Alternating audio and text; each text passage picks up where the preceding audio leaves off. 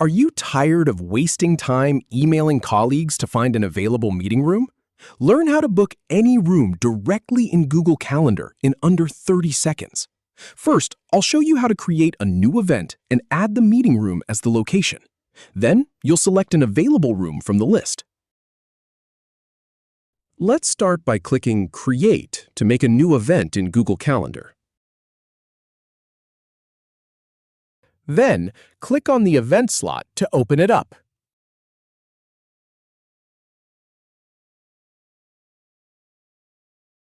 Now, go ahead and enter the meeting title here.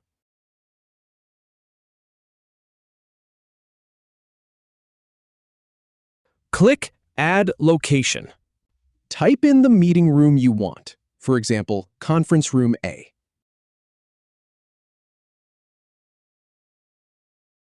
Then, select the available room from the list. We'll pick the first one. Finally, click Save to book the room. If you have any feedback or if any info is inaccurate, please leave a comment below. We'll do our best to answer or redo the video if needed. Thanks for watching.